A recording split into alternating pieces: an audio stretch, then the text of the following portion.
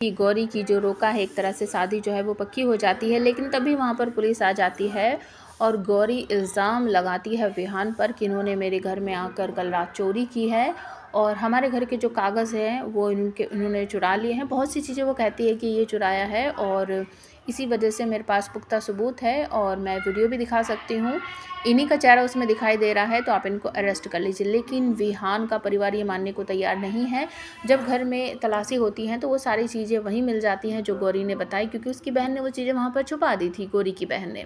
और विहान का जो भाई है वो कहता है कि ठीक है, भाई को अरेस्ट मैं करूँगा, मुझे ही ये काम करना पड़ेगा क्योंकि आपको कोई और अरेस्ट कर ही नहीं सकता, ये सब मैं देख ही नहीं सकता, तो सबूत है, इस वजह से मुझे आपको अरेस्ट करना ही पड़ेगा। तो गौरी अरेस्ट करवा देती है विहान को और सब उसे लेकर चले जाते हैं पुलिस स्टेशन।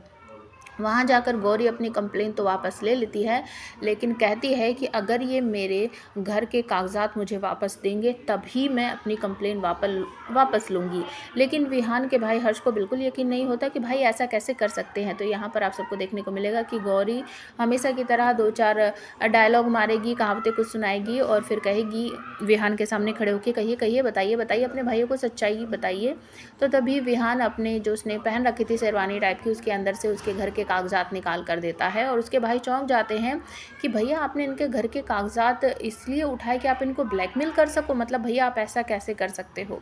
तो आज के एपिसोड में आप ये सब देखोगे। उसके बाद विहान के भाई जब उसकी गलतियां उनको याद दिलाते हैं कि आपको ऐसा नहीं करना चाहिए, वो लड़की अच्छी है और हमारी ताई जी के पास सिर्फ 2 ही दिन बचे हैं, अगर आप चाहते हो ताई जी को बचाना तो इस लड़की से आपको शादी करनी ही पड़ेगी। भैया गौरी दिल की बुरी नहीं है, लेकिन पता नहीं क्यों जब आप दोनों आमने सामने आते हो तो दोनों लड़ते ही क्यों रहते हो।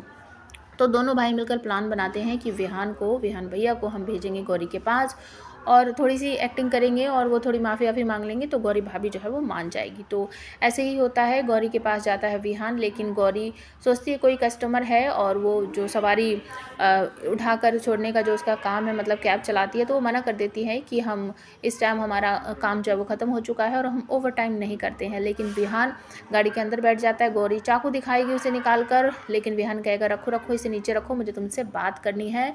लेकिन गौरी कहती है मेरी गाड़ी से बाहर निकल जाइए। तो विहान कहता है कि मेरी बात सुनो, मैं आपसे ही बात करने आया हूँ। गौरी चौंक जाती है, हैं मुझसे बात करने आए हो।